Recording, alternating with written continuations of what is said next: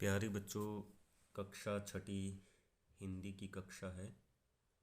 आज बेटा हम अभ्यास सागर का जो 20वां लेसन है आया बसंत, इसमें हम जो है विविध शब्द प्रयोग के बारे में पढ़ेंगे। और जो है देखिए इसमें विविध शब्दों का प्रयोग, अलग अलग शब्दों का प्रयोग कैसे होता है। देखिए लेकर सुगंध बह रही पवन, हरियाली छाई है बन बन, सुंदर लगता है घर आंगन, है आज मधुर सब दिग दिगंत, आया बसंत आया बसंत। पहला जो प्रश्न है, ऊपर दी गई कविता की पंक्तियों में बन शब्द का 2 बार बन बन प्रयोग हुआ है। इससे भाषा प्रभावशाली बनती है और अर्थ को बल मिलता है।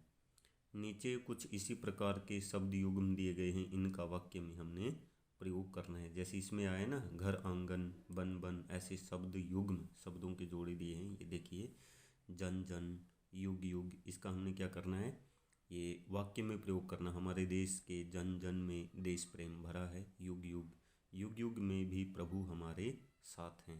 ठीक है, आगे देखिए इसमें है खुशी खुशी, हमें खुशी खुशी जीवन जीना चाहिए। कली कली, बगिया में कली कली खिली है, कली कली महकती हैं, कली कली मुस्कुरा रही हैं, कुछ भी प्रयोग कर सकते हैं। अगला है नई नई, मुझे नई नई जगह घूमना पसंद है। ठीक है, मुझे नई नई जगह घूमना पसंद है। अगला है नीचे मिलते जुलते अर्थ वाले शब्द युग्म दिए गए हैं, इनका वाक्य में प्रयोग कीजिए। शब्द युग्म वही जो है शब्दों के जोड़े। घर आंगन, घर आंगन महक उठा, कविता में भी हमने पढ़ा है ना। खेती बाड़ी, खेती बाड़ी किसान का कर्म है, किसान का कर्म क्षेत्र है। ठीक है ना।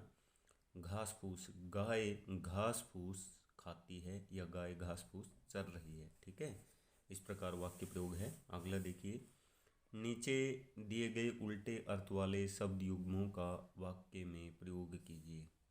नीचे जो है विपरीत शब्द युग्म है, विपरीत, जैसे सच और झूठ, इधर उधर, देश विदेश, दाएं बाएं, ये क्या है, विपरीत, एक दूसरे के अपोजिट हैं। तो इनको हमने क्या करना, वाक्य में प्रयोग करना है। जैसे सच झूठ कहना आजकल आम बात है, सच झूठ कहना आजकल आम बात है। इधर उधर, हमें कूड़ा कचरा इधर उधर नहीं फेंकना चाहिए, हमें कूड़ा कचरा इधर उधर नहीं फेंकना चाहिए।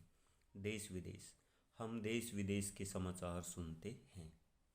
दाएं बाएं, सड़क पर दाएं बाएं देख कर ही चलें। ठीक है, सड़क पर दाएं बाएं देख कर ही चलें। अगला चौथा जो प्रश्न है बच्चों, वो है नीचे दिए गए शब्दों के सामने उनके समान अर्थ वाले शब्द छांटकर हमने लिखने हैं। ये देखिए शब्द दिए हैं, क्षण, मीठा, भ्रमर, कोयल, गीत, पुष्प। ये हमने क्या करनी है, समान अर्थ वाले, इन्हीं के अर्थ जैसे पल है क्षण, फूल पुष्प, मधुर मीठा, कोकिला कोयल, भौंरा भ्रमर, गान गीत। इसमें कुछ तत्सम शब्द है, कुछ तद्भव जो है ना समानार्थ वाले शब्द दिए गए। इनका दोनों का एक ही अर्थ बनता है, मधुर मीठा, फूल पुष्प। जैसे आप संस्कृत में पढ़ा है ना आपने, मधुरम मधुरेभ्यो अपि मंगलेभ्यो अपि मंगलम, जो है लास्ट जो श्लोकों में, वैसे ही समानार्थक वाले शब्द हैं। आगे देखिए क्वेश्चन नंबर 5 में, निम्नलिखित शब्दों में से विशेषण विशेष्य छांटिए। विशेषण और विशेष्य, आप हमारी पहले बात हुई है विशेषण और विशेष्य के बारे में। विशेषण यानी जो शब्द विशेष्य की विशेषता को प्रकट करते हैं उन्हें विशेषण कहते हैं, या फिर किसी संज्ञा सर्वनाम की विशेषता को जो प्रकट करते हैं उन्हें विशेषण कहते हैं। जैसे सुंदर, घर आंगन, सुंदर क्या है, विशेषण है, घर आंगन विशेष्य है। मधुर, दिग दिगंत, नया, गान अथवा गीत, सुखी, प्राण, ये क्या हो गई है, इधर वाले विशेषण और ये विशेष्य हैं जैसे। ठीक है ना, जो ये इनकी विशेषता बता रही हैं, किनकी, विशेष्यों की, विशेषण। छठा जो प्रश्न है, नीचे दे गए वाक्यांशों के लिए एक शब्द छांट कर लिखना है।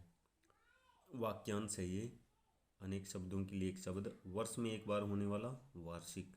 जो मिट्टी के बर्तन बनाए, कुम्हार। जो चित्र बनाए, चित्रकार।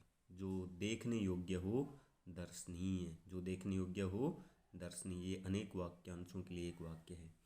नीचे दिए गए संयुक्त व्यंजनों के पुराने रूप लिखने हमने, ये जो संयुक्त व्यंजन है इनके क्या लिखने हैं, पुराने रूप लिखने हैं। जैसे हम पहले लिखते थे विद्वान, चिट्ठी, पत्ता, हड्डी, गद्य और गड्ढा।